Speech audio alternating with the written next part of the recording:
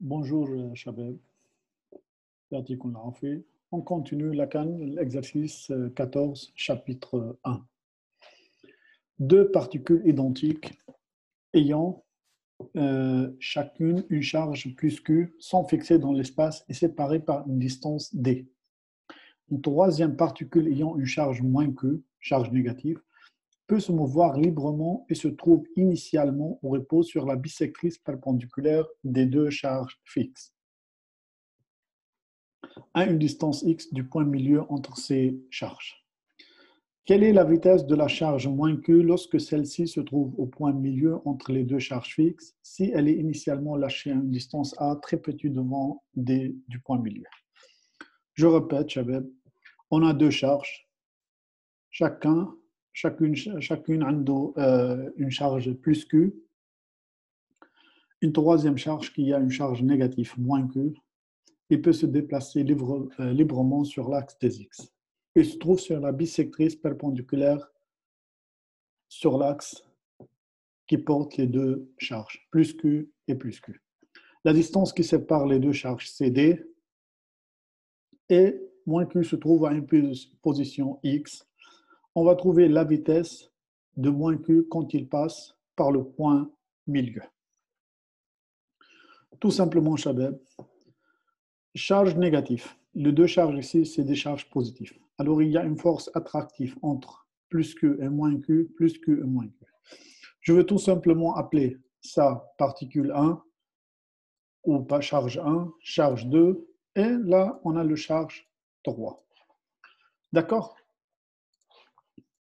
Je l'écris, voilà, par exemple là, le charge 3. Déjà, on va regarder les forces exercées sur moins Q. Il y a deux forces exercées sur moins Q. Il y a la force exercée par la charge 1, il y a la force exercée par la charge 2. Shabab, je répète et je précise. لما بنعرف السين تبع الشارج, c'est à nous de définir la direction et le sens de la force. C'est-à-dire F1, qui est la force exercée par la particule ou la charge 1 sur 3, c'est F, je vais l'appeler F1,3 qui est sur le schéma F1, égale la module de F1,3 fois, c'est une charge, les signes sont opposés. Alors la force est attractive. Les deux charges vont s'attirer. Alors la direction et le sens de la force, c'est vers l'intérieur, vers plus Q. C'est-à-dire si ça c'est 1,3 U, 1,3, alors c'est moins U1,3. La même chose pour F2, qui est la force exercée par 2 sur 3. 2 c'est la source, 3 c'est l'effet, égal. La module de F2, 3 fois F2, 3 fois moins U2, 3 aussi. Et U2, 3, c'est un vecteur unitaire dirigé de 2 vers 3. Voilà. C'est à nous de définir le sens et le module, c'est la valeur absolue. Alors, on va commencer par calculer les modules de D-force. Les modules sont égaux parce qu'on a plus Q, les mêmes charges et même distance. Entre le charge 1, le charge 3, le charge 2, le charge 3, on a la même distance et on a la même charge. Du coup, on a le module de F1 égale la module de F2 égale K, Q fois K sur D sur 2 au carré plus X2. Comme vous le savez tous, la module de la force électrique est égale à K le constante, Q1, Q2 par exemple, sur R carré, qui est la distance qui sépare les deux charges. Ben, la première charge, c'est plus Q, la deuxième, c'est moins Q, mais comme on prend la valeur absolue, du coup, on écrit Q, et la distance entre les deux. C'est un triangle rectangle, D sur 2 et X, alors celle-là égale racine de D sur 2 au carré plus X au carré. Et comme on a R carré, ben, du coup, c'est D sur 2 au carré plus X carré. Alors, on a trouvé les modules de F1 et de F2 exercés sur Q. Oui, mais on n'a pas encore trouvé le vecteur force. Alors, F1, c'est égal à le module fois moins U1,3. Le moins U1,3, elle est dirigée tout simplement Voilà, j'efface. U moins U1,3, c'est voilà, la direction, le même sens que F1.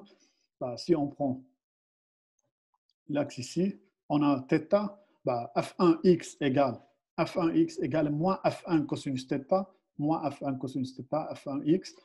F2, F1y égale plus F1 sinus θ suivant J, bah, on a F1x, F1y. Pour F2, bah, ce sera les deux négatifs, les deux composantes négatives. On a F2 moins F2 cosinus θ, moins F2 sinus θ. Voilà, moins F2 cosinus θ, moins F2 sinus θ. Alors, déjà, on va trouver la résultante de la force et des forces exercées sur moins Q. Ben, on va trouver la somme de la force exercée sur moins Q. On a F1 plus F2, voilà. F égale F1 plus F2, qui est la somme vectorielle de deux forces F1 et F2. On remarque tout de suite, Chabeb, que F1 a une composante suivant X et une composante suivant Y, qui est là, et F2 a une composante suivant X et composante suivant Y. Là, on voit que les composantes suivant Y s'annulent, il ne reste que les composantes suivant X qui s'additionnent. Voilà, si on additionne ici les composantes, on voit que F1 cosinus θ moins I, F2 cosinus θ moins I, moins F2 cosinus θ I, moins F1 cosinus θ I. On sait aussi, parce qu'on l'a déjà calculé, les modules de F1 et F2 sont égaux. Là, on a F2 sinus θ moins J, F1 sinus θ J, ils s'annulent. F1, F égale moins 2 F1 cosinus θ I, c'est ce qu'on voit aussi sur la figure. On voit que les Y, ils s'annulent et les X, ils s'ajoutent sur les X négatifs. Voilà. Alors déjà, on a trouvé les forces, on va dire la somme des forces exercées sur moins Q.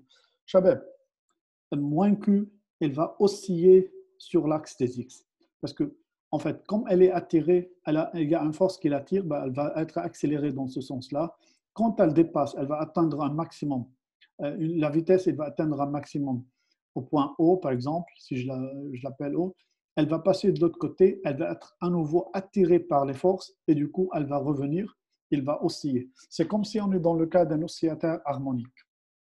Alors, bah, le bilan, on peut utiliser la relation fondamentale de la dynamique. Sigma force extérieure égale M fois A. Les forces extérieures exercées sur moins Q, bah, c'est F1 plus F2 qui est F, qu'on l'a trouvé ici. Voilà, on a moins 2, bah, le module c'est KQ, grand Q, D sur 2 au carré plus X2, fois cosinus θ ce qu'on a trouvé. Alors, maintenant, il suffit d'écrire cosinus θ en fonction de X. Cosinus θ, c'est simple, ça c'est θ. Cosinus θ, qu'est-ce qu'il vaut? Il vaut x divisé par l'hypoténuse qui est racine de 2 sur 2 plus de 2 sur 4 plus x2. Voilà, ça c'est cosinus θ. Voilà, ça c'est θ. On a à côté ici égal à x. Et voilà, c'est-à-dire si je peux le dessiner là à part. Voilà, on peut voir que ça c'est θ, ça c'est x. Et ça, c'est racine de D2 sur 4 plus X2. Voilà. Alors, cosinus θ égale X, cosinus θ égale X sur racine de 2 sur 4 plus X2. Voilà. Et là, on a la force en fonction de X, moins 2, et X, parce que là, on a X, K, qui est la constante, 1 sur 4 pi epsilon 0, Q, petit q, fois grand Q, les charges, sur, ici, on a D2 sur 4 plus X2 fois racine, on a une exposante de 3,5. Tout ça, c'est suivant I égale MA. A, qui est l'accélération, mouvement suivant l'axe des X. Alors, on peut écrire que A égale X seconde I. X seconde I, comme c'est l'accélération suivant I. Alors, X seconde égale, voilà, mx seconde, on peut remplacer MA par mx seconde parce qu'on est suivant X. Voilà, I, il reste, qu'est-ce qu'il reste? Alors, il reste X seconde, voilà, mx seconde, on peut prendre M de l'autre côté. Il reste X seconde à peu près moins 2KQ sur MD3 sur 8X. Pourquoi? Parce que nous, on a l'hypothèse de A très petit devant D. Et quand A très petit devant D, alors X très petit devant D, alors on peut négliger X2 devant D2 sur 4. Bah, là, ça devient, on peut négliger X2 devant D2 sur X4. D2 sur 4, exposant 3,5, ça donne D3 sur voilà, 2 au carré fois 3,5, ça fait 2 au cube qui est 8. Voilà, il reste cette expression-là, c'est très simple à trouver. Et là, on a l'équation différentielle d'un oscillateur qui régit le mouvement d'un oscillateur harmonique simple qui est x secondes plus oméga carré x égale 0. Tout simplement, cette équation différentielle de second ordre, elle a la solution de la forme x de t égale a cosinus oméga t plus phi. Alors la vitesse qui est x point, c'est que la dérivée, c'est juste la dérivée de x par rapport au temps. Et on peut retrouver la vitesse maximale ici, c'est voilà, c'est a oméga. C'est oméga qui est la pulsation, qui est racine de 4 fois racine de kq q sur md cube. Voilà, V max égale A fois oméga. C'est comme si on dit, par exemple, R θ prime. Voilà, à peu près, plus ou moins, vous pouvez faire le lien. Et là, on trouve que V max égale 4, voilà, 4 qui est voilà, le oméga fois A, qui est la distance entre la distance de, où on lâche la charge. Et voilà, on trouve V max. De toute façon, si on regarde X point Chabeb, X point atteint un maximum quand sinus oméga t égale 1 ou moins 1. Voilà, c'est-à-dire quand sinus est maximum. Et là, on a V max égale A oméga. Bien sûr, quand on parle d'une vitesse, on parle d'une quantité positive. Merci pour votre attention.